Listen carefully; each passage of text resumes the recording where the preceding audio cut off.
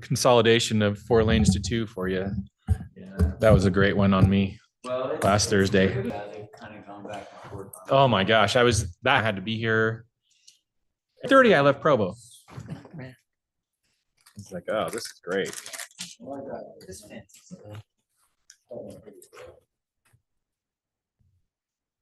Into meetings in the Just in time.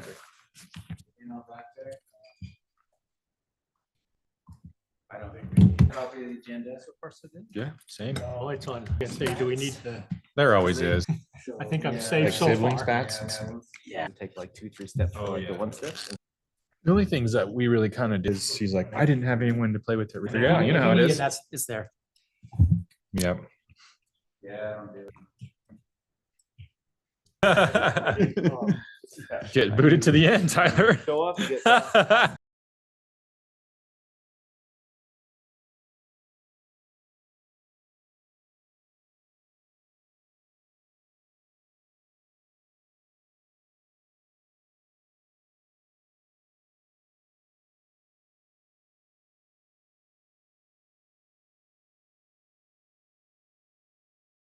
test your audio to make sure. Okay, we'd like to call the order here for the city planning and on August 29th of 2024. Okay.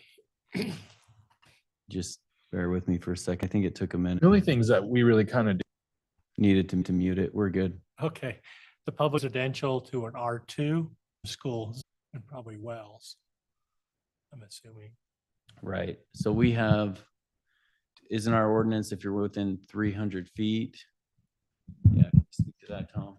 Yeah, so there's some plumbing codes and most ordinances for cities require connection to a sewer if it's located within 300 feet of a property.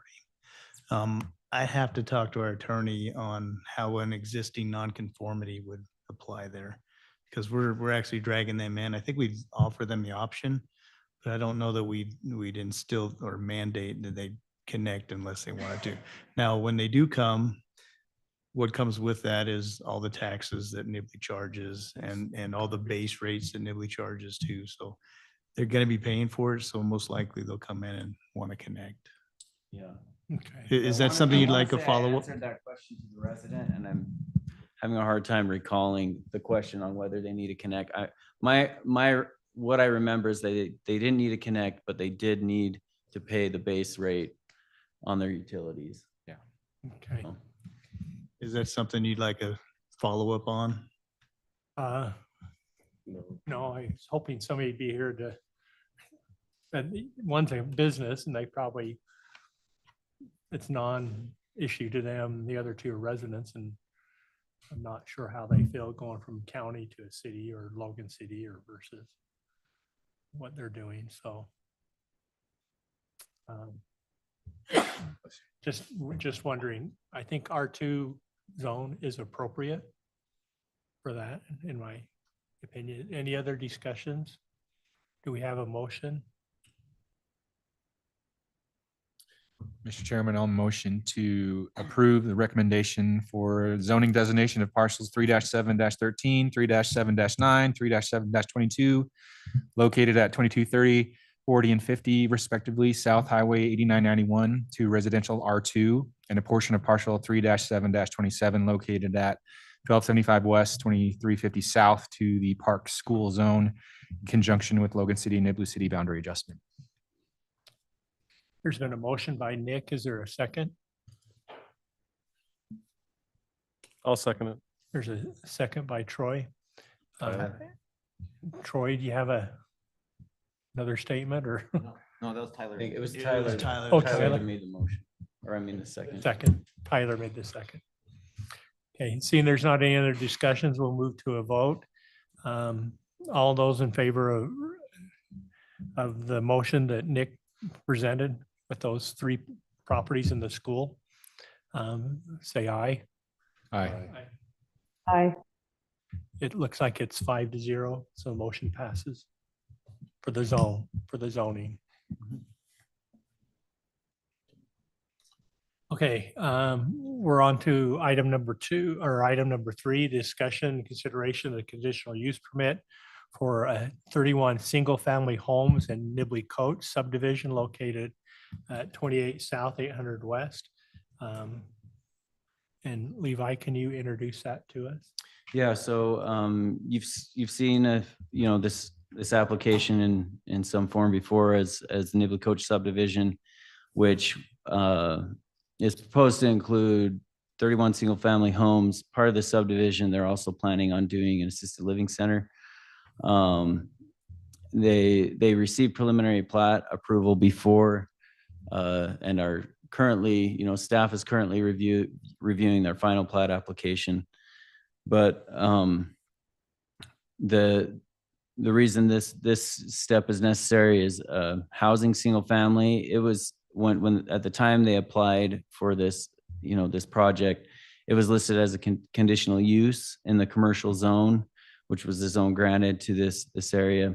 You won't see it on the chart now because it's actually since been changed, but that was allowed at the time, and so they are vested under that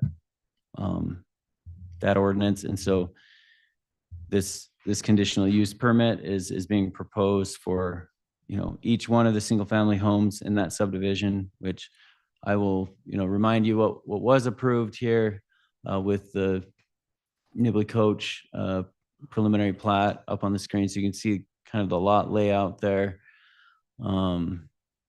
Lot sizes ranging 5,000 to 6,000 square feet, some of them a little larger, and all the lots were already approved through the preliminary, at least through the preliminary plat process. But this is just for context, so you can see where they're proposed to be located. The setbacks were also approved, so that's not really something that needs to be considered further. They've already gone through that approval process through the subdivision. So some of these, I guess my point is, some of these things that you would typically consider with a conditional use permit have already been approved through the subdivision process. They did provide a rendering of typical what a single family home is going to look like, in that this isn't an exact design of, it's not going to, every house isn't going to look like this necessarily, but kind of the scale of development that are of homes that you can expect to see, and then a sample floor plan. They're smaller lots, generally smaller units. I understand they're one level is kind of generally what they're going to be there, but when we look at conditional use permits, we're looking at the potential impacts and if any mitigating measures are needed. Some of the traffic, this was something that was looked at with the subdivision, but just in a little bit finer detail there. The 31 single family homes, they as any residential unit, that they are expected to generate trips. If you look at the ITE estimates, something like, at least if you use for a single family household, 295 daily trips. And Tom, you can add to this if you want, but in general, I would expect that to be a bit lower, where these are 55. This is a 55 and over community, smaller, smaller household sizes, so less trips, but that's probably kind of on the high end. And based on what was discussed at the previous meeting on this project, this amount of trips isn't expected to degrade the traffic on nearby streets below the city standard, level of service C. So at that time, there was no it was determined there was no requirement for a traffic impact study, just with the amount of traffic that was expected, for these single family homes. As far as parking, looking at the potential for spillover parking into neighborhoods, those kind of issues that could arise. As with any other single family home, they will be required to adhere to the parking standards of Nibley City Code, which are currently 2 off-street spaces in addition to any garage or carport or garage for single family dwelling. You know, that's typically within the driveway. There's also the public street. They're proposing the subdivision is 29 feet wide. So there is room for on-street parking there. So as far as parking, there's no additional mitigating measures required beyond just, you know, meeting this minimum standard. And then just a reminder here, you know, and as far as light, you know, light pollution, potential light pollution, the new homes will be required to be compliant with outdoor lighting standards, you know, which stress down lighting and those kind of things. So those could be mitigated through the city's existing standards. So staff's recommendation is approval of this conditional use permit with the following conditions: that each housing unit's required to comply with city's parking standards.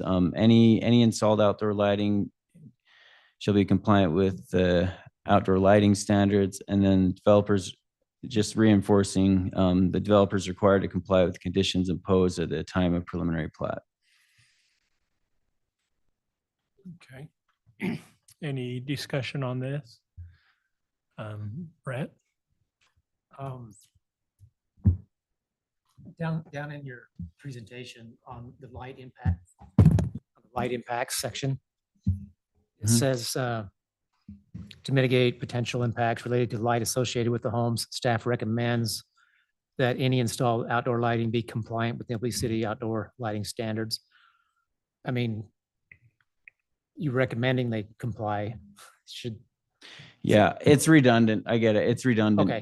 but it's just, it's a reminder. I mean, All right. that's the value of it, right? Just so that across the board, these single family and any lighting, Yeah. I mean, really, they've got to comply to this they, code. yes, they Yeah. will, Okay. but this is Just giving that them a word heads up. recommend was, Yeah. okay. Well, it is recommended that that's officially adopted as a condition of approval. Okay. But yeah, I mean, Right. No, I don't have anything else. yeah. Okay. Nick? No, it seems like a lot of the issues we discussed were during the original platting process or prelim plat. So since then, obviously the purpose of this is there were conditional use as a requirement based on the original commercial zone. Building permit. Yep, and everything. So I don't see any issues. Troy?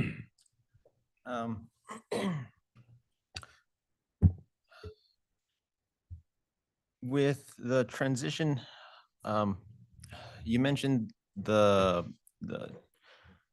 traffic generated, everything is in appropriate levels. However, I know there was a lot of concern we heard previously from the people in that neighborhood, specifically the people in the cul-de-sac that the road connects north.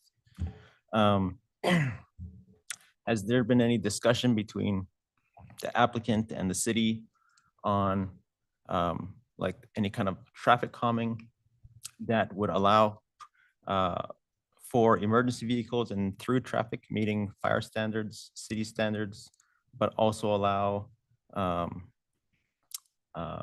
maybe ease some of the anxiety of the residents there, like perhaps like a 12-foot choker that would allow all that through traffic, but have tremendous traffic calming there between a commercial and residential zone? No, that's a great question. We could have conversation with the applicant. He's here now. One thing I did notice is 29 foot of asphalt, and one of the best traffic calming measures is narrowing the road. And we do have a road section that is 22 foot of asphalt. Doesn't allow the on-street parking, but that actually would help with the park strip too. There's a 10-foot trail within the development on the north side of, it's labeled as 2440, but I think it's 28 or 2900 south. It's the main road going into there. If we could work with them, get that 22 foot of asphalt, that'd allow a wider park strip. And the way it's proposed, it's not wide enough to sustain any street trees. just because it's so narrow. I think it's 4.5 or 5 foot wide. So that could help with that too. But would Is that you on like to? 800 West? So Pardon me? The Park Strip 800 West? Strip that of this new road, like 2,900 south or something, 2,800 south. That road there. It's the one that comes off of 800 West into the neighborhood. Yeah. so He's here now if you want to. well, question on the city requirements on the road width. So I know that the minimum width is 22 feet for a street. Like for a traffic calming measure, like a choker is not the full street, but you could go narrower to like 12 feet, still allowing vehicles to go through, but having to yield to one car at a time. But that's only for, however thick the choker is, 10 feet or whatever. Is that allowable through city code, or does that? No, I Code think our trump city that. code only requires traffic calming measures at an intersection onto an arterial road. And so I don't know that we could mandate that through there without having it codified, and it's not currently. But it's great thoughts. That's probably, this week I've been beat up pretty bad on traffic calming and things, but people don't, they want it until they see it. And that's the problem. Can't mandate it, but would you allow it? I think we could certainly entertain it.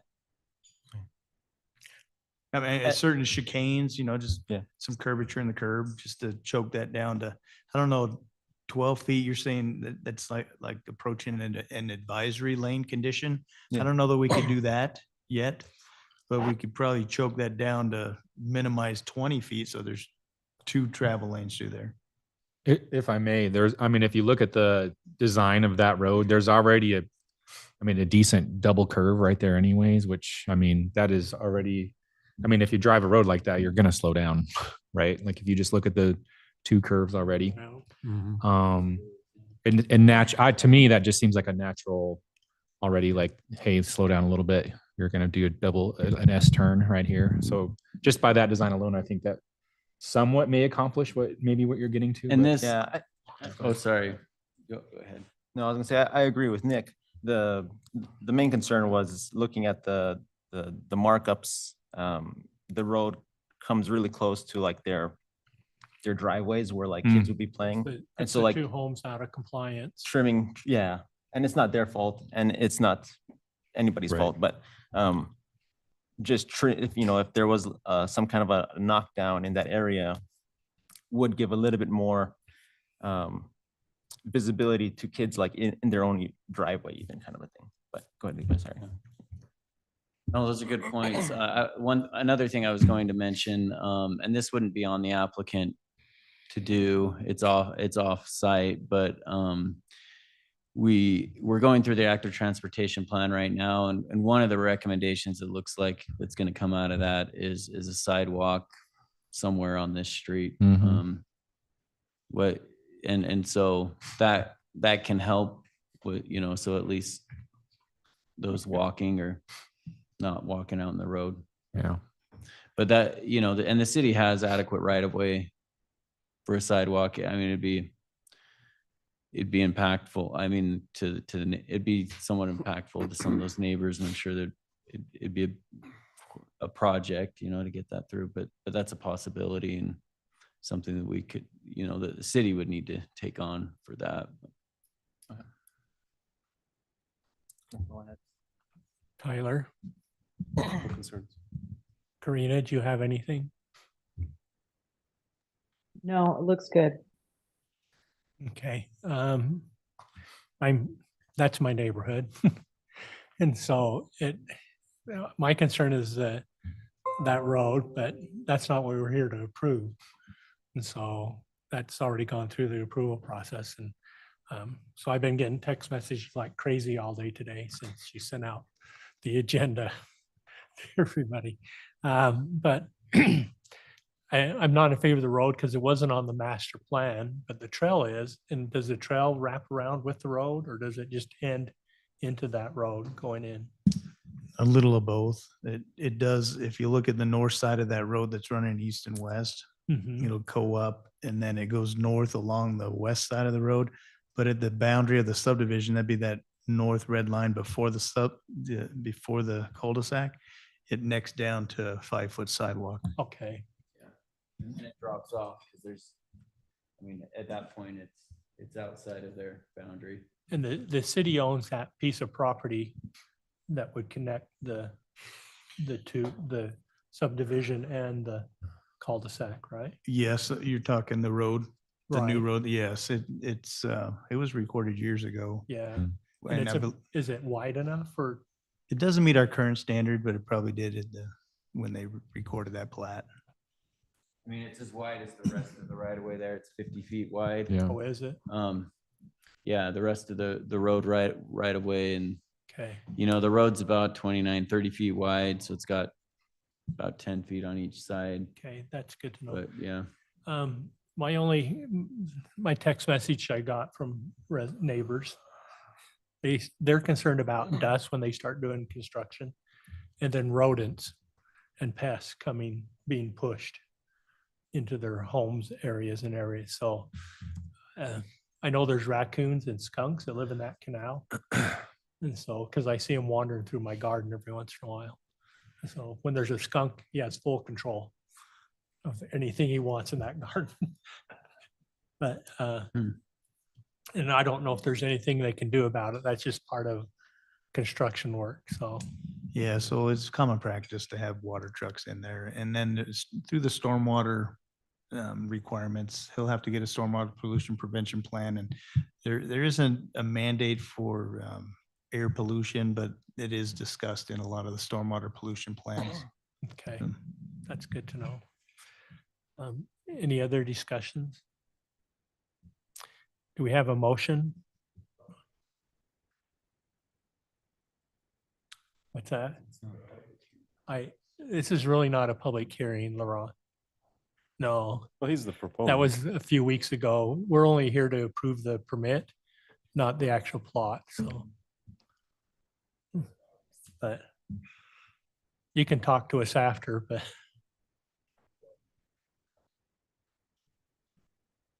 So one of the biggest concerns has been safety for the neighbors and yeah, and the sidewalk was mentioned. I don't want a sidewalk personally, but I understand the purpose of safety on that, but maybe it's on the wrong side of the road. The side. I'm just joking, Laurent. Anyway, do we have a motion on this? Yeah, item? Mr. Chairman, I motion to approve the conditional use permit for 31 single-family homes in the Nibley City Coach subdivision located at approximately 2800 South, 800 West, with the conditions identified via staff. Is there a second? I'll second it. A second there's a motion by Nick to Well, approve it. Hold on, who's the alternate tonight? I am. Oh, you are, okay, never mind. Okay. Oh, and the second by Karina. Any other discussions on this?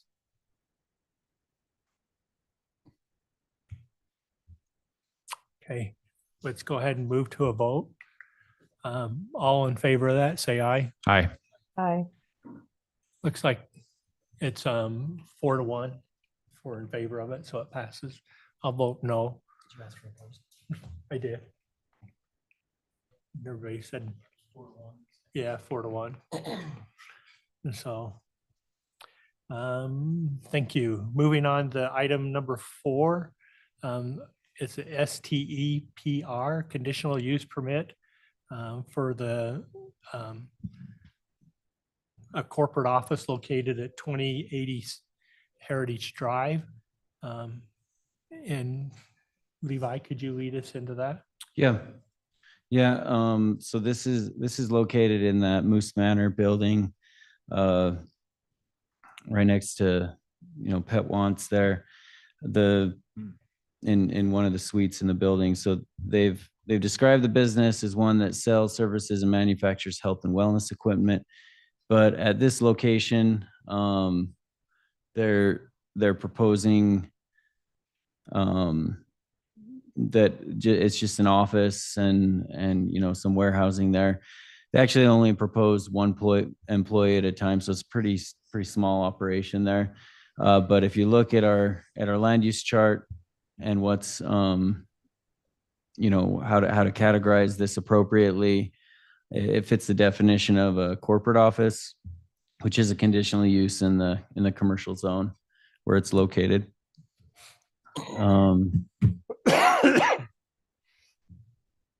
If you look at potential impacts, you know, traffic, really there's expected to be, you know, very limited trips generated from this. No retail sales at this location. Very limited employee generated trips. Some deliveries expected, but nothing that's really going to overload the streets in that area. Parking, there's with only one employee requires one parking space. It's based on the number of employees for this type of business. There's ample parking at this spot, you know, existing building. You can discuss if you think there's other impacts, but you know, just looking at this and looking what the city has codified as potential mitigating measures, that's really all the things that this, you know, staff really looked at with this business, with what they're proposing to do. So staff's recommendation is to approve this conditional use permit without any conditions, but adopting the following findings. Traffic generated from proposed business is not anticipated to degrade the level of service on nearby streets, and then required parking is adequate to mitigate potential parking spillover impacts. Okay. Do we have any discussion on this one? Tyler? Oh, Troy? Nick? Brett? Karina? Nope. Is this an online order for medical equipment or something like that? Is that what it is? And then they ship it from wherever they get their stuff from? Yeah, that's my understanding. Yeah, so we make connected fitness equipment. We Oh have yeah, staff- sorry, the applicant is here, so. I apologize. Yeah, I'm Nick Goodman. I'm the chief operating officer of the company. So we have relationships via e-commerce. We're also in 14 Shields locations, including Sandy, and we will be in 51 Dick's Sporting Goods locations by mid-October. This is just a small office that an individual member of staff might use. There are parts there. It's not even a full warehouse because we make large exercise machines, but we wanted to make sure that we were following all the protocols for having an office space in the Logan area. I have nothing else. Any discussion from anybody else? Okay, do we have a motion on this item? Mr. Chairman, I will motion to approve the conditional use permit for a Stepper, a corporate office located at 2280 Heritage Drive, Suite B. There's been a motion by Nick to accept this approval and also a second by Brett. Any other discussions? Okay, we'll move to a vote. All in favor, say aye. Aye. Aye.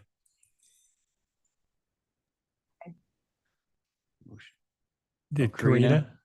Are you still Yeah. online? Yes, Okay, thank looks you. like it's 5-0 in passing this motion.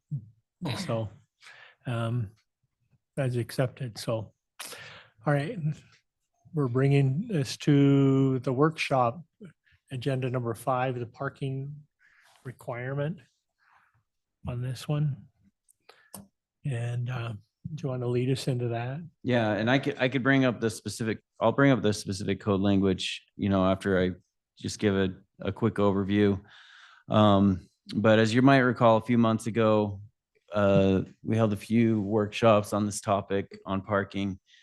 And based upon those discussions, you know, what staff heard as far as, you know, the direction from the Planning Commission were the following changes that have been, you know, that are presented in front of you today. And these are draft, you know, feel free to pull them apart. We can change whatever you feel is appropriate.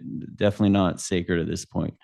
But based upon those previous discussions, there have been updates to existing minimum parking requirements so that, you know, I'll go over those in a little more detail on the chart and what's required, you know, based upon the use. The data that the staff based this on was the IT parking. So the Institute of Traffic Engineers parking generation manual. And, you know, it was, again, I'll go into a little more detail on this. It's a bit of a struggle to fit in the types of uses, you know, the way that we define them and the types of uses that were studied. But in the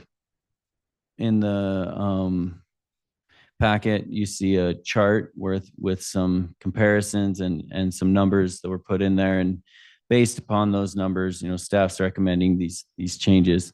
A second thing that these changes would do would be to allow for an alternate provision of parking based upon a credible parking study. So there's some language in there. There are a few, you know, just in staff's research, there are a few cities that do things like this. A lot of them have a certain limit. Like, for example, Logan City allows this, but you can only go something like 15% below what the measures are in the within the code, you know, and based upon the discussion and staff's recommendation isn't necessarily to constrain it to that, but just to allow that study and all the factors that go into that, and then that would be reviewed. We currently have then reviewed by the city engineer, and then the city engineer would make a recommendation based upon the findings of that study on the number of parking stalls. And I probably should have asked you, Tom, if you wanted another job to do, but I don't know if I did. So we can discuss that, but yeah, sorry. Just felt like, you know, it's you know, similar to a traffic study where you would review that, but instead of a traffic, a parking study, and looking at generation rates and those kind of things. And then this third one is to only require the provision of parking with new construction. So we currently have language that says that if the use is changed, that you have to provide that parking, and this would remove that requirement. So existing buildings, you know, businesses that come in and locate there, they could, just based upon the parking that's allowed. So Explain that one more time. So we'd only look at the parking requirements when the development comes forward, not if it's a change of use, a different business. And that was based on the discussion that we had. So the business owner would have to determine, oh, is this enough parking for me based upon what is provided on the site. But we wouldn't necessarily constrain that business activity by saying, oh, well, you don't meet our parking requirements. We would still allow it even if they don't meet our requirements. So. And so then the parking requirement for the original developer would be based upon Square footage or number of employees. On the initial use, Yeah. the first use. Yeah. Rarely do you have initial use when you're developing something.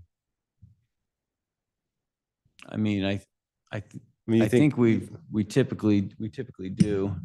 No, I think what Tyler's referring to is, say, a larger commercial development. Many times you'll get shell buildings constructed. You'll have an anchor store typically. Yeah, the whole then there'll Canton be- Saver development over there, like that, those were shells when they were built. Right. And so That's a great question. there's enough data out there you can kind of estimate based on the size of the development and things that you can come up with a reasonable amount of parking. I guess I'm saying that, like, Stepper says they need one space. So if we have a developer saying we're gonna have a whole bunch of steppers in there, then we have a problem later on down the road. And I'll bring up, sorry if I'm taking over this, but I'll bring up an example in Logan, tandoori oven. Everyone Hmm. been to the gas station? Yeah. That started out as a gas station, and he had a little place back there that they made hot dogs when it was a gas station. And he took that and made it into a restaurant.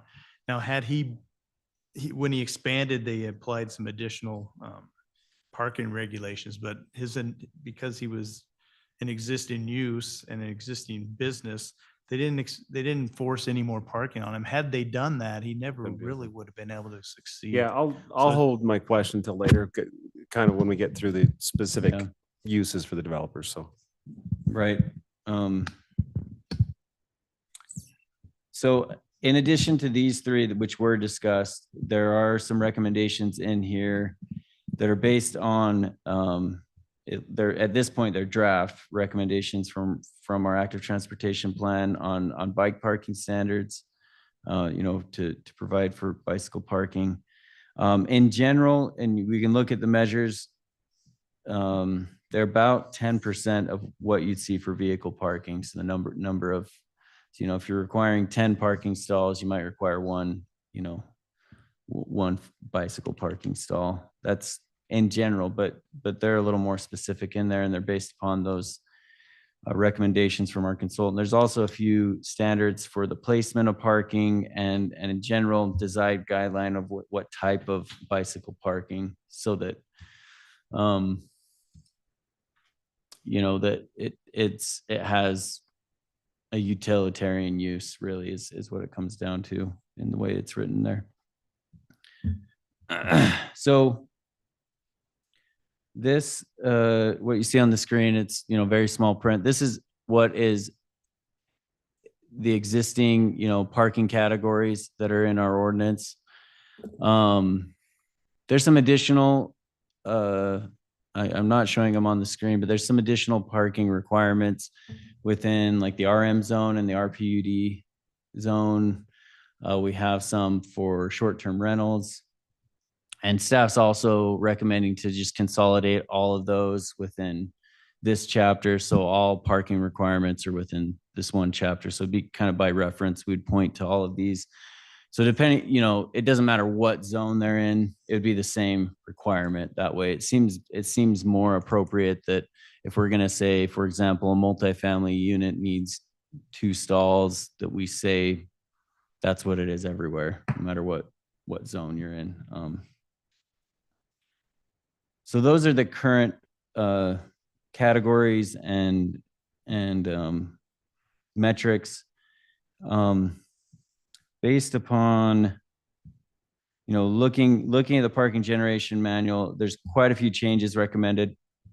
The color coding here on the screen, I'll explain that. I guess I didn't include a key. The gray is where staff's recommending just to keep it the same. So churches, this was one, the reason why on this one staff was recommending to keep it the same was one thing with the IT parking generation manual is a lot of the studies, they weren't, there wasn't a statistically significant relationship between, for example, square footage and the number of parking generated. And in this case, it was just all over the board. And looking at what this requirement is, and in this case, we didn't necessarily observe the generation of parking, but looking at what the existing churches in town have, it's right in line with these standards. So we're not recommending necessarily to change those. We can talk about it if we should or not, and then the blue that you see on the screen, that's denoting that it's a different measure than what we currently have, or a different category. So we're recommending to create a number of new categories. For example, retail. If you go to the previous screen, I wanted to put these side by side, but it's already like really small print. So maybe there's a better way to present this, but retail stores is one space per 200 square feet. Well, it really, different retail requires different parking. And so staff recommends, being a little more nuanced there. So for example, supermarket is 4 spaces per 1,000 square feet. But building supply, hardware store, agricultural implements, or nursery is just 1 space per 1,000 square feet. And that's all based upon the IT rates. Other stores, that would stay the same, 5 space per 1,000 square feet. And that was just looking at a lot of different categories within the manual there. So, and then the only one that went up was this convenience store gas station based on the IT parking generation manual, 10 spaces per 1,000 square feet. And let me explain a little further. So that's based on the 85th percentile of the parking demand. So it's not the average and it's not the very peak, but it's 85% of the time you're going to have ample parking based upon these studies. And some of these, there's a little bit of a factor above and some rounding there. The green denotes it's a little bit lower. So for example, residential multifamily, it's now at 2 1/3, but if you look at the manual, it's more like 2 1/4, so 2.25 spaces for 2 or more bedrooms, and then for 1 or fewer bedrooms, it's 1.25 spaces per dwelling.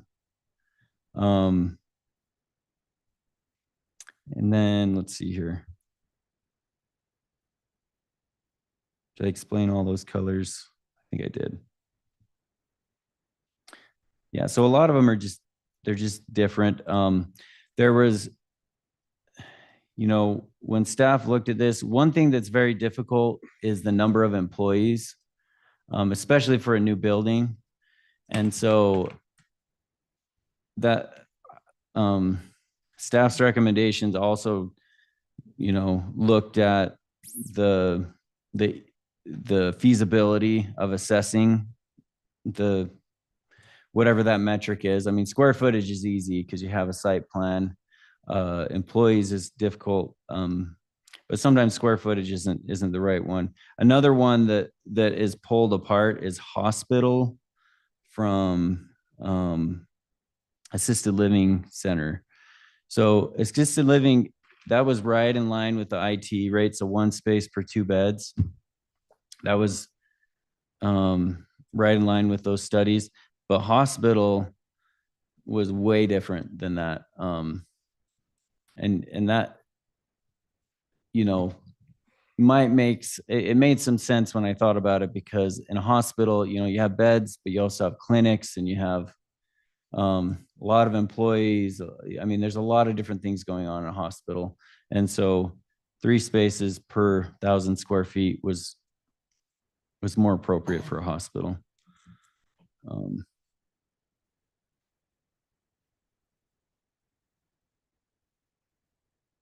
A little bit on the, and we can go back to these and I'll pull up the actual language, but just wanted to kind of summarize this alternative parking plan. So it allows the applicant to conduct a study to determine parking demand and propose lower parking requirements based upon the study. They can take into account sharing parking with a mix of uses. So, for example, if a church is sharing with an office building, they would assess the demand depending on time of day.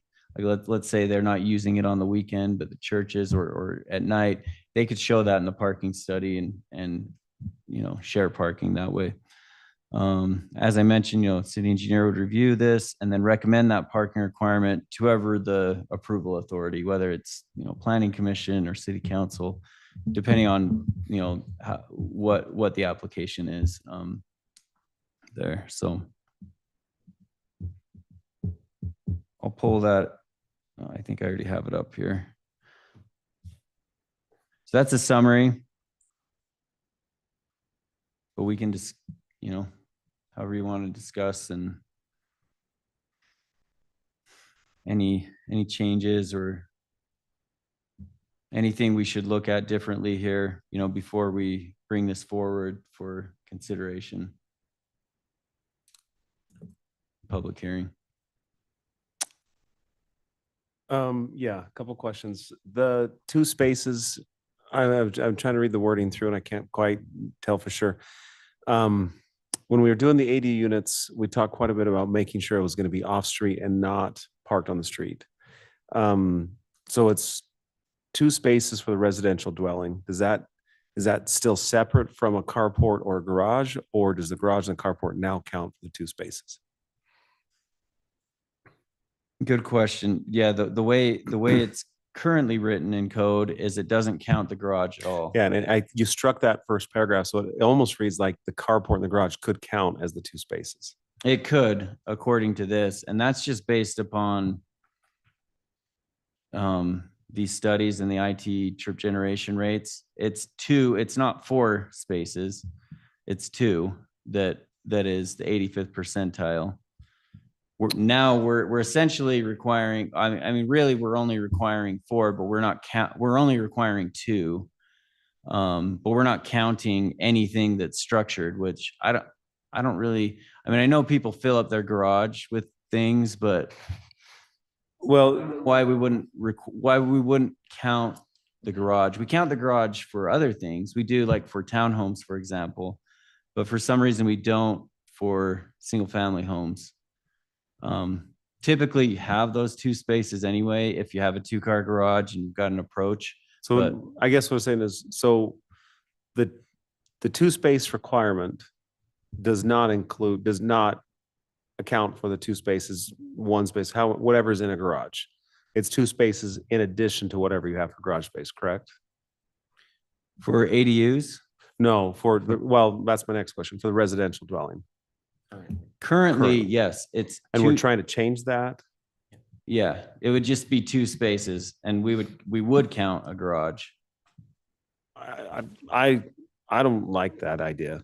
Because I prefer, our streets are so narrow on the cross section of asphalt that I don't want to push the cars onto the street, and then the snow removal problems. I think that becomes very problematic in our community.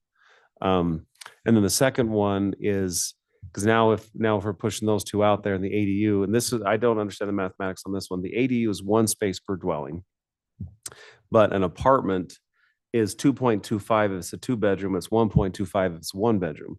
So we're requiring 2 spaces, at least minimum 2 spaces for a 2-bedroom apartment, but only 1 space if it's a ADU or a secondary dwelling, which most likely has 2 people in there. I think we should hold the same standard of 2 parking spaces for an ADU, or 1 if it's a 1-bedroom ADU. So if it's a secondary dwelling, the state has said we can only require 1. If it's attached? If it's attached. If it's detached, you can require more, but it seems a little odd that we would have a different standard. Yeah, if it's a 2-bedroom detached ADU, it should be two spots, just like the apartment. If it's a 1-bedroom ADU, then 1 spot, even though generally you're gonna have couples in there, but. So that's one thing I think we should adjust, is the parking spots to mirror the apartment condo type. Okay. I mean, does anyone have any other thoughts on that one? I think we have to be compliant with state code to say attached secondary dwellings only 1. So we'll have to kind of pull those apart or explain somehow that this applies to detached ADUs as well, or something like that. But Yeah, however we need a word. I mean, I personally agree with Tyler in the context of I'm not in favor of pushing parking on the street. Just generally, that drives people crazy, in my opinion. I mean, now, whether that will happen or not, we can debate that. But if we're changing code to encourage that, I don't think people like that kind of stuff. In my opinion. The current setbacks. I will say one thing that's different with an ADU. So the multifamily, there's a way to consolidate parking, right? Guest parking you can have in a parking court. So that's where you can have a fraction of spaces. And you know, with an ADU, it's either one or two. I don't think we use a fraction. Or two. Yeah, yeah. You don't do a One for fractional one share. bedroom. If it's one bedroom, one. If it's more than one, then it's two. Okay.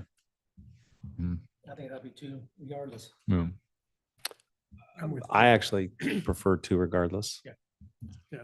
I have a macro level question, I think, on this. I know the genesis of this discussion was staff generally felt like our parking code and all the bells and whistles that go with it were a bit of a relic in terms of old and just maybe out of touch. Some of these numbers and all the research, and thank you guys for your efforts on this that you put forward. Do you feel like generally this is moving into a direction to kind of modernize Nibley City standards to our neighboring communities and kind of what, you know, modern day policy would look like as far as Nibley City overall? Or I mean, I think as far as modernizing, there's a lot of different approaches we could take.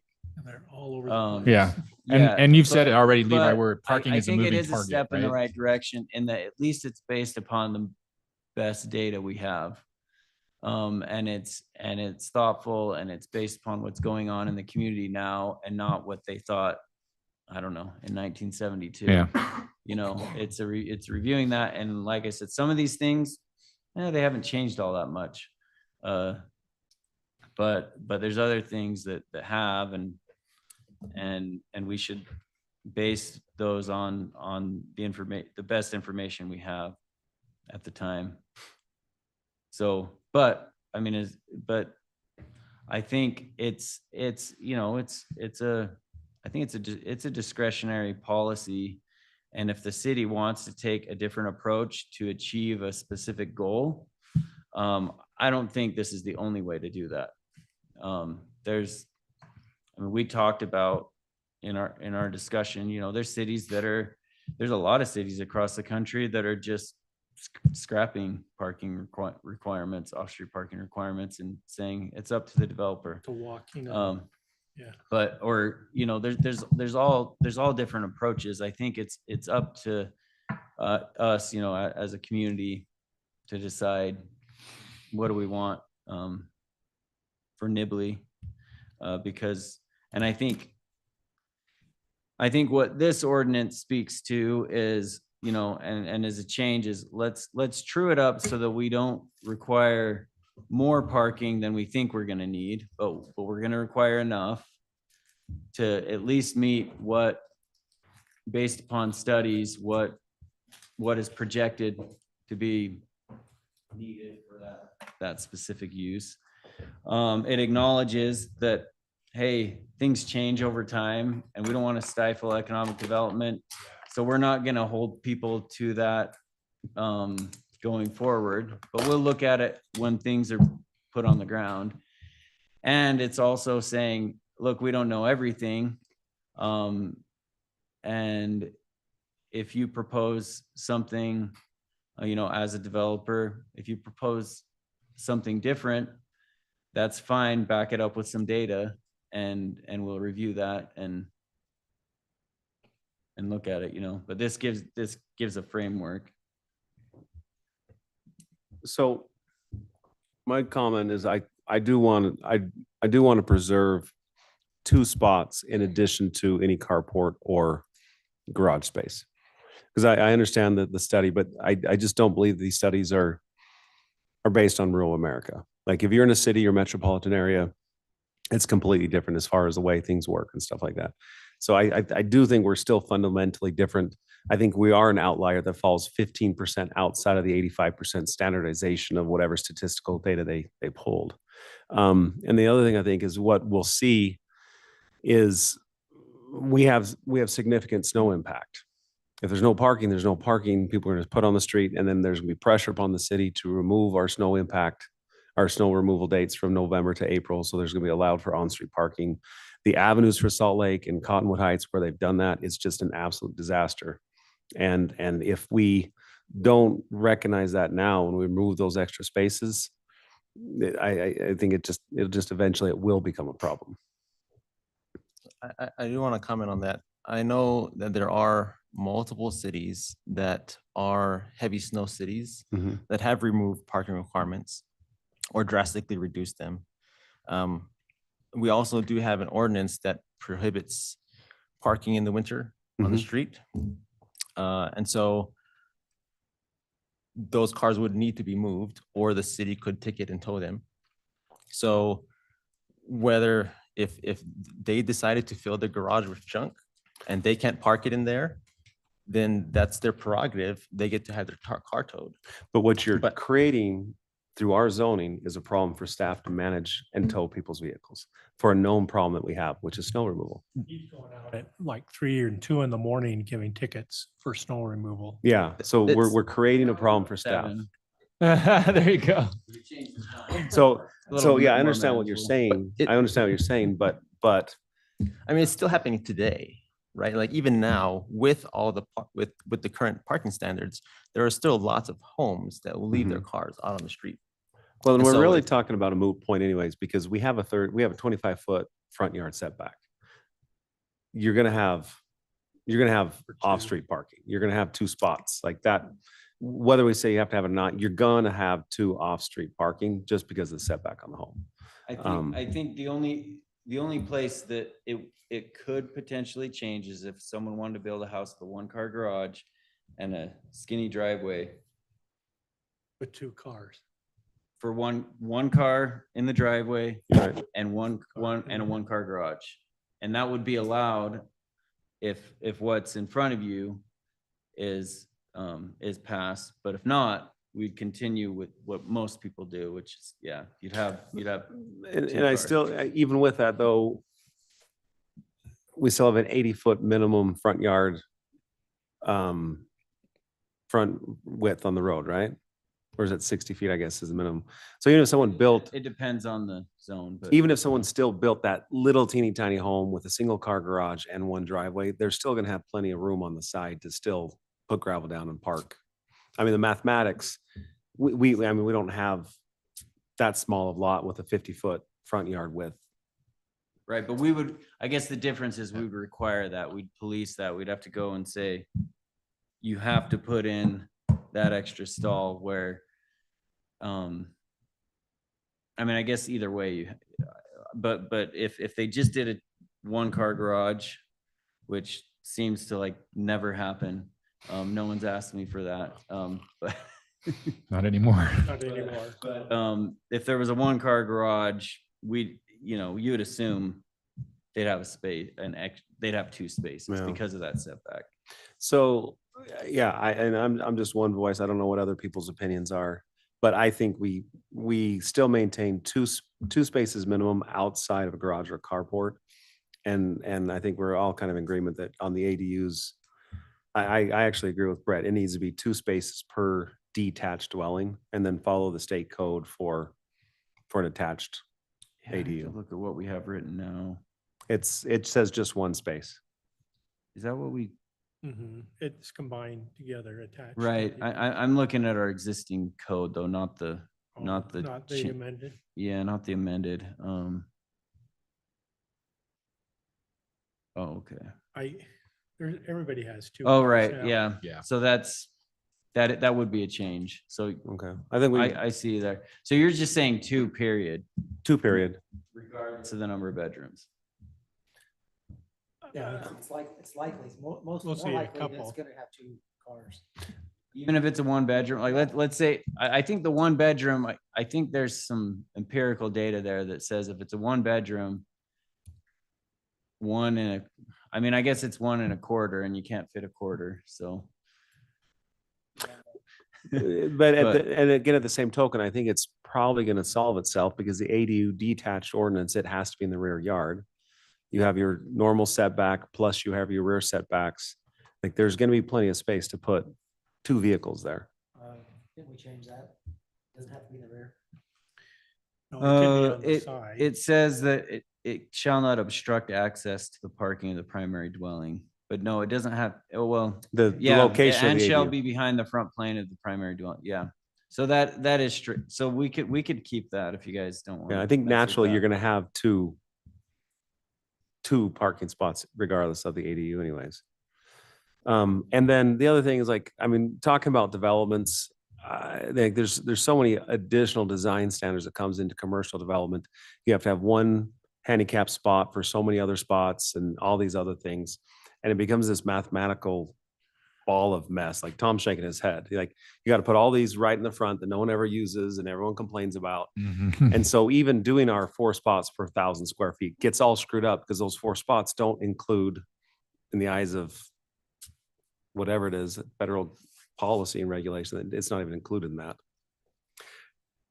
But I think this, I think the developer and the people who are putting the money in the project, kind of like we're going up front saying the initial intended use will kind of solve it. I don't like the requirement of bicycle parking. Like, I think like Jenny's on the corner, they've designated their place of where people put their bikes because they know that they're going to attract bikers. I don't like the idea of doing a requirement of 1 bike per so many spots. It just makes the mathematics complicated. And if the business owner is seeing enough bikes, they're going to turn a parking spot into a bike spot. Like that, the market will fix it. If your employees are biking to work, the mayor is going to give you a parking spot to put your bike up. No, he brings it in the building. I mean, I think you could have the same argument for cars. That if there's going to be cars wanting to park there, you'll provide parking for them. I think on the commercial side, yes. Residential side, I think we need to govern that. But I don't like the idea of requiring bike parking in any of our regulation. For commercial or for? So this is well, there's no support- residential requirement. This is in No, support of bikes. our active transportation plan. And the whole idea is if we're going to create a community where we encourage people to bike, Mhm. if they don't have anywhere to put it when they get to their destination, that discourages them from using that mode. Right. And bicycle parking's pretty inexpensive. And the numbers we're talking about, I mean, putting a bike rack in, you're talking in the hundreds, of dollars, not on a multi-million-dollar project, Yeah, so- then and let's have that discussion with the proponents when they come in that, hey, we have an active transportation plan. Our community is very active.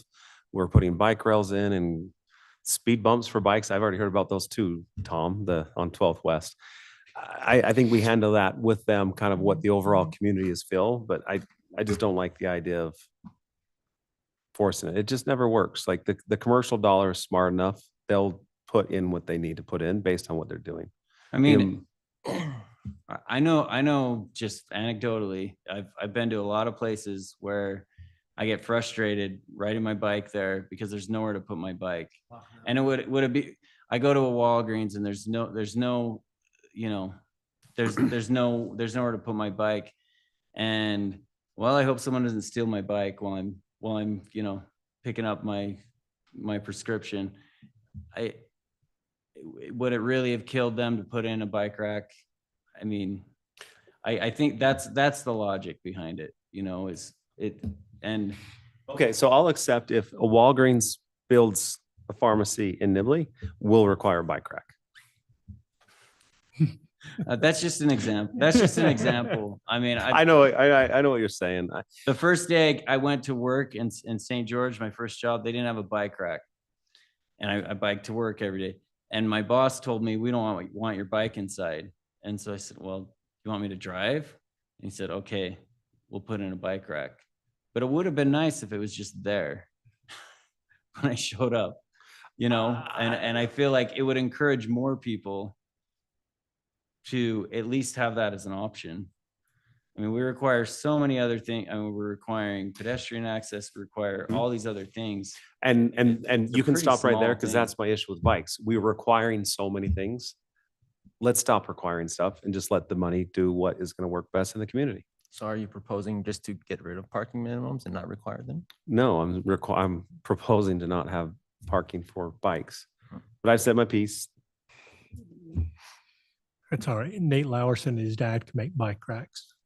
They've done it for an apartment complex. So I own apartments, and when I saw the bikes start to stack up, I put in bike racks. When the need's there, people will do it. responsible. Karina, Karina, do you have anything to Yeah. comment on this? I think it's okay to require bike racks. That's just my 2 cents. And the rack's not the problem. It's the It's the space. cement. It's in the cement, space. it's the concrete, it's the asphalt, it's the, That's 250 a yard. Just so you know, I just recently priced it. yeah. Or, well,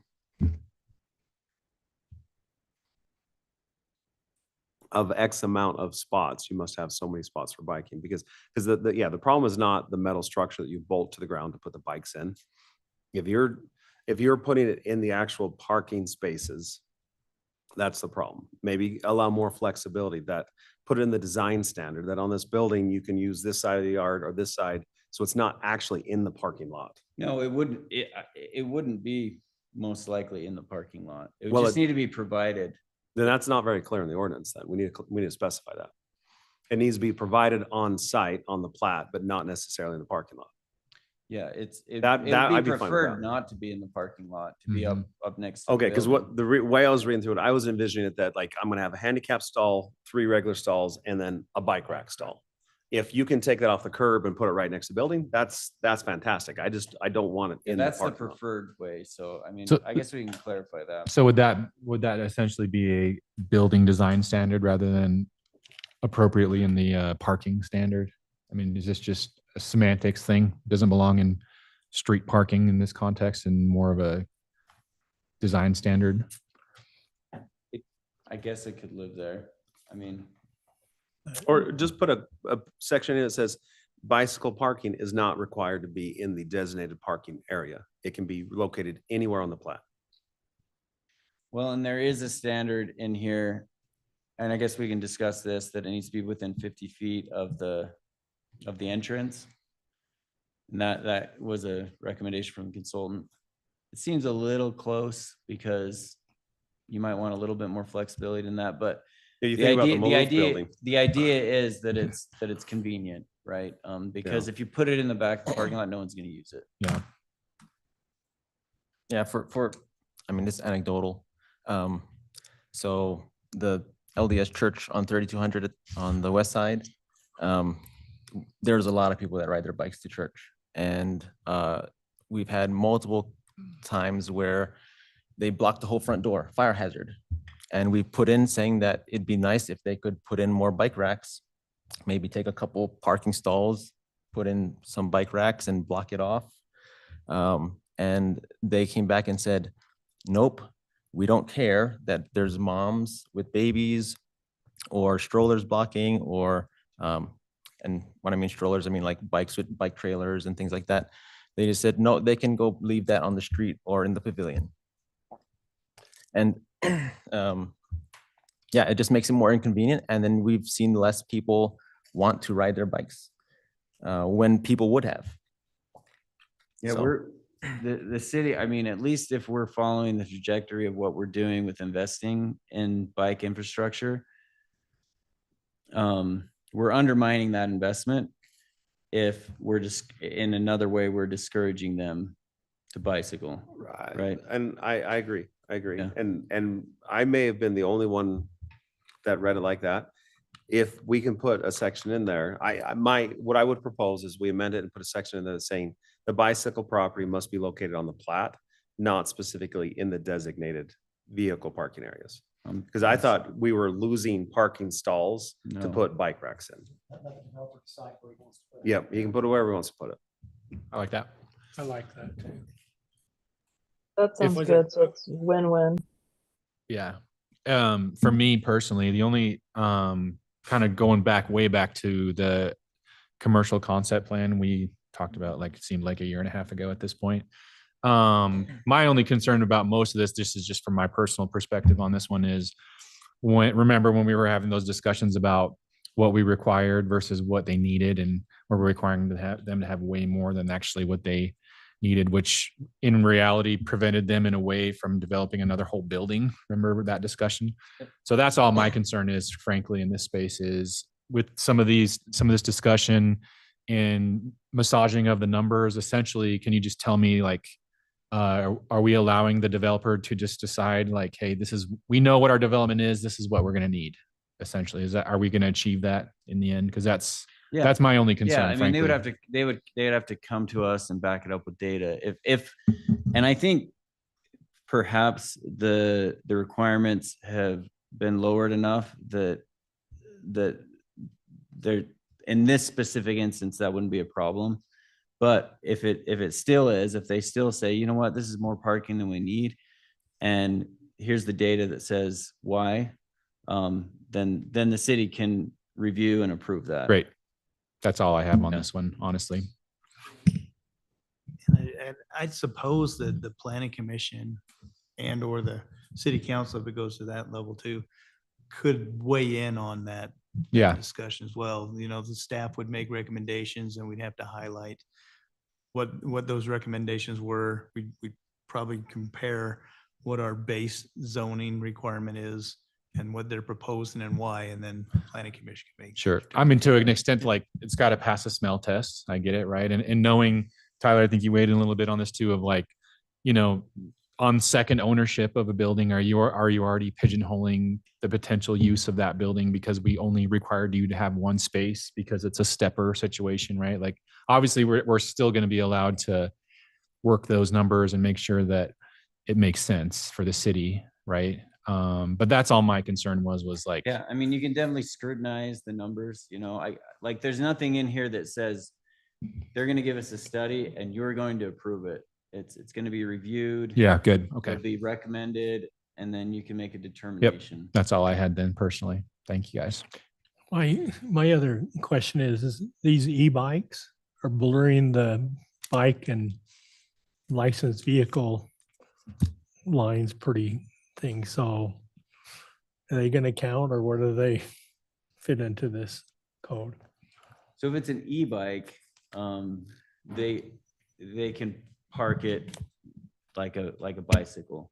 I think what you're alluding to, there's electric bicycle, there's electric motorcycles. And I guess we don't get into motorcycle park. I know some places have motorcycle parking. I suppose that, you know, they should go in a vehicle stall if they're a vehicle, but If it's I think or a licensed. motorcycle. that seems to be more at the tenant level of how they're going to enforce some of that Right, stuff, right. right? If they're licensed or not Yeah. licensed by the state. It's a good question though, because there's a lot of different, E-bikes out there that Yeah. are a lot of different the ones things that out there. pedal and electric. And I assume if they're on an electric motorcycle and they put it up on a bike rack, I don't know if anyone would flinch, but Yeah. I seen them, those electric motorcycles, mini ones over here on the dirt track over on Larry Anders Park. So yeah.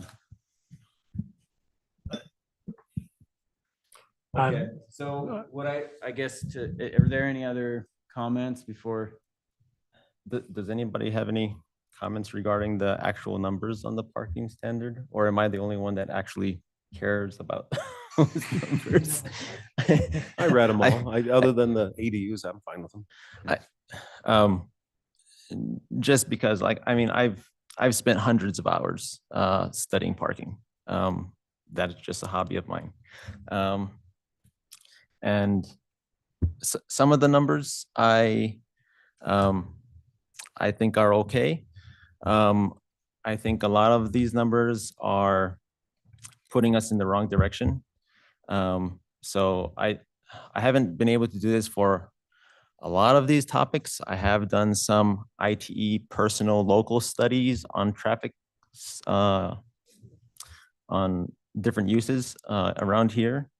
I'd like to do more, but like just for comparison on some of the things, there's convenience stores.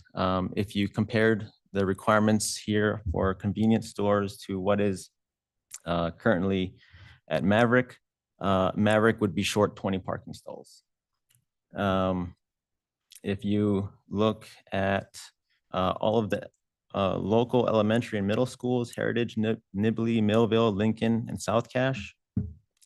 All of those schools would fall short from what is being proposed with what they currently have, not even demand. So their demand is lower, but what they currently have, they would fall short anywhere from 30 to like 100 parking stalls from what they currently have. So I'd like to go over numbers. If everybody's really bored with numbers, I can submit those another way. But I think the numbers need some adjustment. Otherwise, I think we're basically just turning Nibley into a parking lot going forward.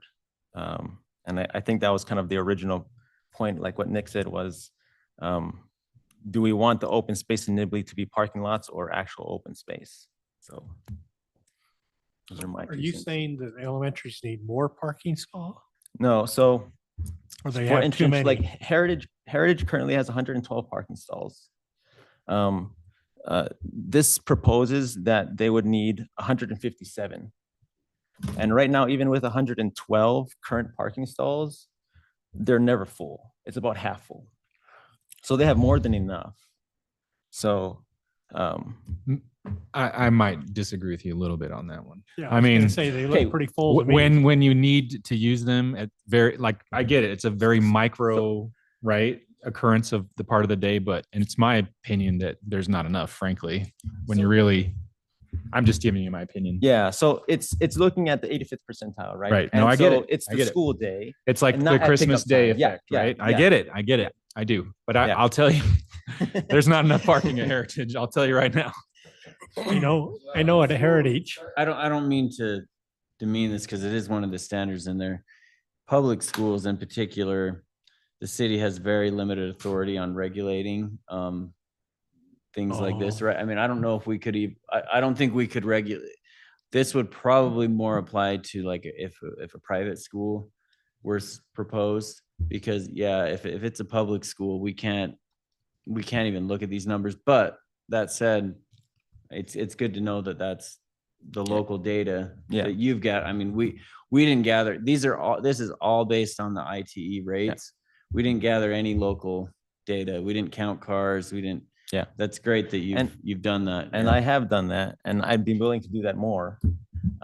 it's funny because my wife does student teaching supervision. She goes to Heritage and can't find a parking spot in the middle of the day. It's true. Every time I had to go there for something, I'm parking on the highway. Yeah, which Yeah, is on the not road. what we want, right, Tom? I don't know. I've always had Parking on if I have to 3200 go there. South, no go. No, and so I look at these from a building and emergency egress perspective. I have a different goggle than what you're looking at. So I'm looking at the 10 spaces per 1,000 square feet for the drive-in food establishment or even the church. So a church, let's say this space is a church. You calculate the occupant load based on the amount of square footage, and then you apply an occupant load factor to it. And if it's not fixed seating like this is, you'd be roughly one person for every 15 square feet. And if it is fixed seating, you can get it a little bit lower. Obviously, dining areas, if you have tables and chairs, it's like one person for every 30 square feet, and that's a net calculation. So they do seem a little bit stringent with that perspective in there, but Yeah, I think, some like are, I said, I think they can be adjusted. These are initially based on those IT rates, but there is other data out there. And if you're looking, if we want to look more at local data and true these up, I think that's great. But I think, right, and if you want to, I would like to look at your numbers and just kind of look at what you're saying and research a little bit. And I'd be this is interested coming in seeing back. it too. yeah, Because today's not Nibley final Elementary is discussion, so- packed. Yeah. Heritage There's is no packed. rush on this. I mean, with anything, at some point we want to get done with it so we can move on to something else. But we Well, want I to do think Heritage right now is, I mean, that's why they're building more schools. It's overpopulated right now. So I think the numbers are, you're probably right. There's 157 spots required, but they were never supposed to have that many kids in the school either. Yeah. Yeah, so the requirement would be even less. right? So It'd probably be the 120 that they have. yeah, the 112. If they get rid of the Which- portables. The initial number- design of the school was not to have the extra might be in 400 line students with they've got that. right now. Yeah. But I don't know. Yeah, I mean, there's definitely, when I looked at these, a lot of them are pretty logical, you know, a high school is gonna require more, about double what an elementary school is. You would expect more in a high school, but, yeah, I mean, if you wanna, Yeah, and I'll just say, I do generally like, do we want to drive around and see huge parking lots everywhere? Absolutely not. I don't like to see that either. But I think a lot of this too is, you know, in a perfect world, we'd have a heavier balance of like transit and more bike opportunities. And, you know, we have more of an equilibrium to stress those needs, right? And equalize that a little bit better, but maybe we're just not there yet as this part of the valley in general. Like, do we have the transit to support some of those restricted numbers that you'd like to see? Maybe not. I don't know, you know, right? And maybe it's just not time because that infrastructure is just not there to ease some of that burden.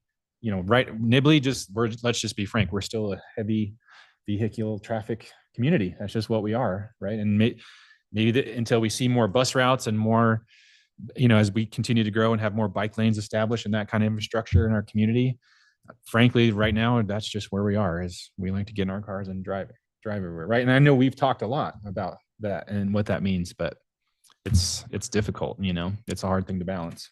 Well, I think it can be reviewed. I mean, just kind of like the 1400 North development, oodles of parking lot, and now they're going to put a grocery store and multi-tenant housing, all this stuff around, and all the requirements have changed from the original development. Like, we have big grocery stores down here. At some point, if it's a mass transit hub and the parking lot's always empty, yeah, come, let's redevelop it and we'll build something else and readjust based on when that infrastructure shows up. Mhm.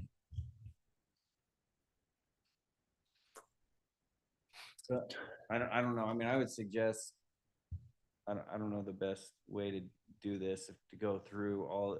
I think probably the best way to do this would be, Troy, if you could circulate some or not circulate, but provide some recommendations that we could then bring back for discussion. If you have specific ones you want to call out, and you have maybe, well, this is what this is based upon, this recommendation, then the commission could discuss it. What do you think? Yeah. Yeah, I agree with that. The workshops I went to on parking, they were all over the place. And I came away more confused than I did with knowledge. So I had no idea. And then I saw this and I thought, Takeaway oh, is, great.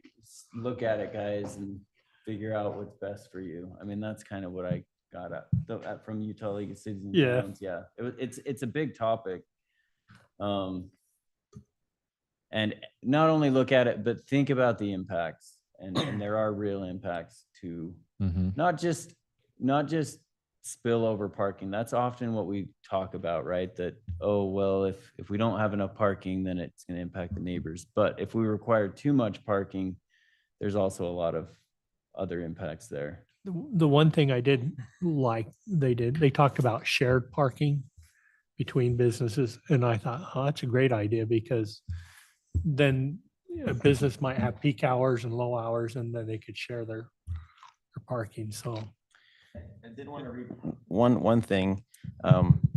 This actually comes from the president of ITE, who puts out the parking studies that these numbers are based off of. So this is from a blog post from the president in 2019. And I'll read just a snip. There is no such thing as free parking. It all comes at some cost. When you go to the grocery store, the cost of parking is included in your purchase. As a first-time homeowner, you may pay an extra $8,000 on the price of a new condo because of the cost of the required parking is buried in the purchase price. Parking minimums make some broad assumptions, including the idea that all homeowners can afford a car, want to pay for a parking stall, and that the car is their preferred mode of transportation. This works against many other policies the city creates to encourage sustainable development, promote active transportation, and serve low-income families. He then goes on to have a couple bullet points. One, saying that you should eliminate minimum parking requirements And then goes on to say that if you do need help understanding parking demand, you can go buy their study manual. At $1,200.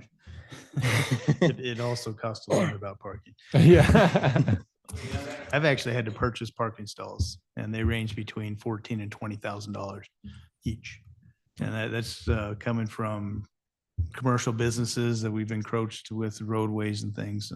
But that's also income generation for them as well. But there's that balance that you really need to.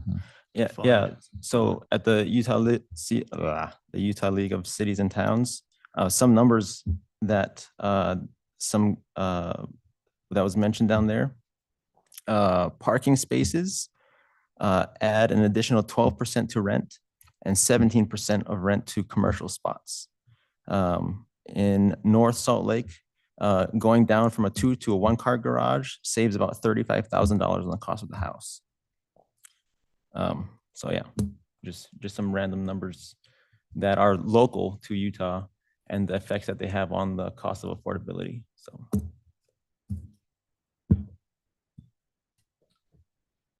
Yeah.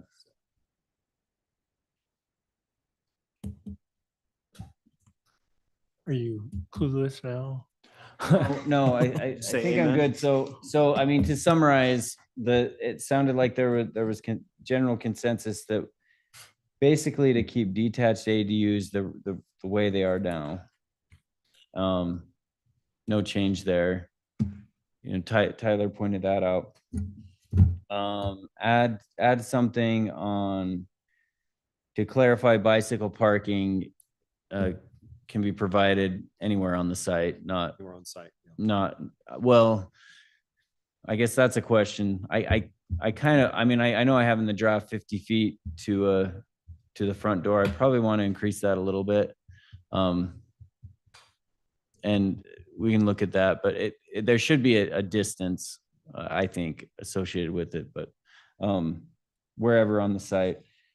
And then those are the only two things I was going to change at this time, but then Troy was going to provide some recommendations, and if you can send those to me before, at least a week before the next meeting, I can get them in Teams and we get them in the packet for review. And Next month's earlier too.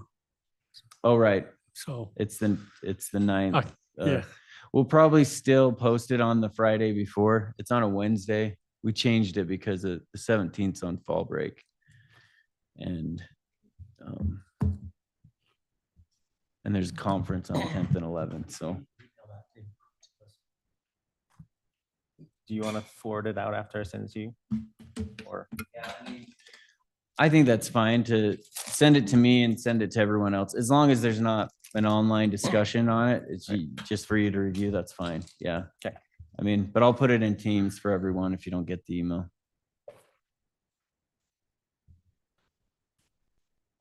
So, yeah, I think that's all I got. Was there anything else that? You're gonna have to buy me a textbook. Well, I got an online one, the IT parking. Yeah. If you want me to do it, I guess I can do it. You're a little more technical, so.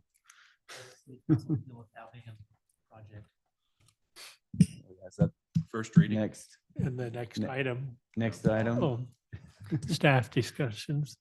Is there anything else from anybody in here?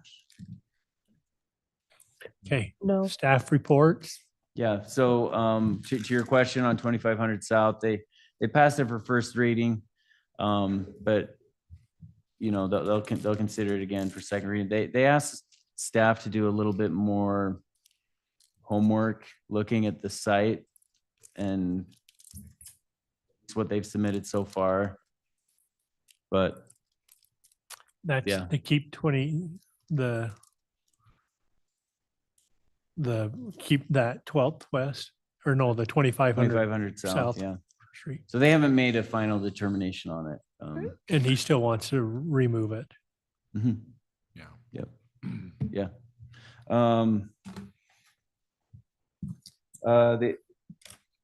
The APA conference is coming up in right after that next meeting on the 10th and the 11th down in Provo. I believe Karina, did I get you signed up for that? Oh, I think you said you wanted to go. Yes. Okay, but if anyone, I know Tyler, you were talking to me about if you just want to confirm Yeah. that within the next, week or two, that would be great. And if anyone else wants to go, let me know. There's online access. Let us know. Not for that one, but yeah, and the Utah Land Use Institute, there is online access for that one, and that one's on the What's the dates 22nd. on it? Oh, yeah, that's right. Sometime around there. October 22nd, Think It's so. the 22nd and the 23rd. Yeah. Okay. Tuesday. Wednesday. Yeah. And it's in Sandy if you want to go in person, or it will be online. So, I might be interested. okay. Do you want me to sign you up, or do you want to confirm later? All right, let me confirm, but Okay. I'm interested. It's just jockeying every. Okay. Anything else? I think that's everything I've got. Okay, Tom. We will actually, no, sorry. We are reviewing a couple of other applications, as I mentioned. And I'll just mention those since they don't come to you guys anymore. The final plat for the Nibley coach. I'd mentioned that before, but we're reviewing that application now. Per phase, it's divided up in two phases, phase 1 and 2.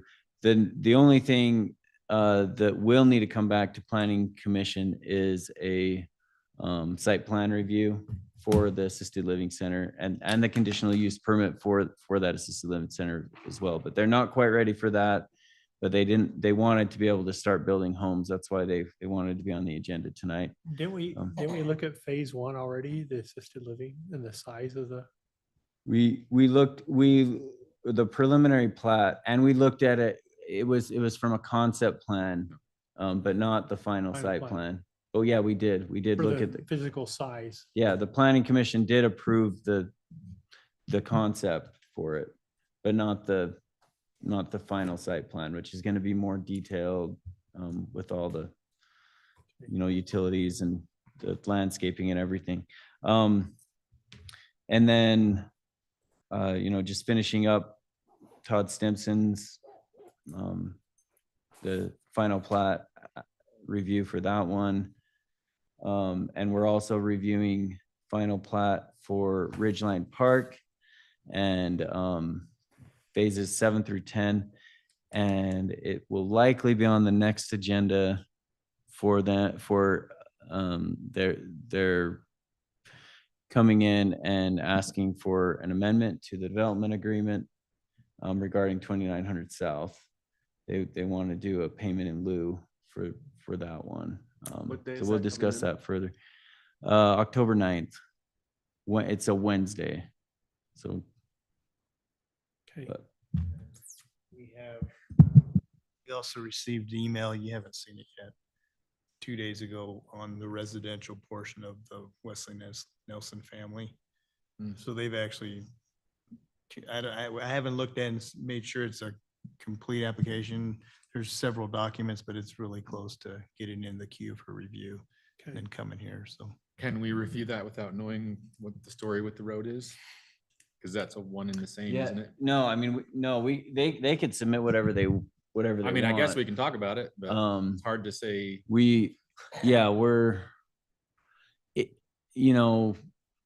I don't think, typically it takes some back and forth. We'll have some comments that they'll need to address. I don't anticipate this to get to planning commission before The roads. the figured road. out. I think that's highly unlikely. It just doesn't I don't think that We, would make sense. I don't think we've ever had a preliminary plat application where we reviewed it and said, oh, everything's good. We recommend approval. And this one, how complicated it is, I'm sure there's going to be at least a few iterations before it's ready to come back. Okay. Anything else, Tom? You got a name for Ridgeline Park? Yeah, we're working. All right, with that, we'll adjourn the meeting. Nothing on the commercial lots in Ridgeline at all? Oh, yeah, I There may guess be a we're dentist adjourned, looking at but something. real quick, There may be a dentist looking at something. there's an orthodontist. that- Turn this off. We've had some discussions, but no applications at this point. But There's they two, did, right? they Two did buy the parcels? property. There's 2 parcels, isn't there? And there's more out on 165, but 2 right here. What about that subdivision that they wanted to rezone and we wanted R2A and it was just the land developer on 3200? Somebody's Oh. in that house with a bunch of Yeah. horses. Yeah, we're in talks with them as well. Again? Yeah, yeah. That's the one. Okay, Meeting adjourned again. meeting adjourned. I just saw 5 horses down there. So this whole Ridgeline Park thing. Can they really not let me talk? Like, can I start coming to the meetings yet? Like, how long does this banishment have to exist? Not Ridgeline Park, West and Nelson Parks. That's you. No, the city got a letter saying I can't participate in any discussions of it. The mayor and our attorney. Yeah, we're not enforcing that. We're not enforcing that. That's you. Whatever you want to do. Yeah, I want to hear what you say. It's gonna be like a vendetta now.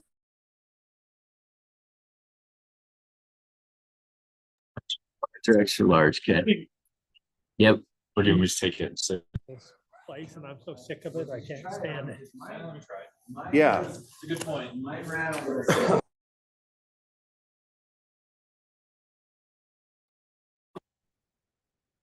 I mean, you are you? Good, how are you? From a conference.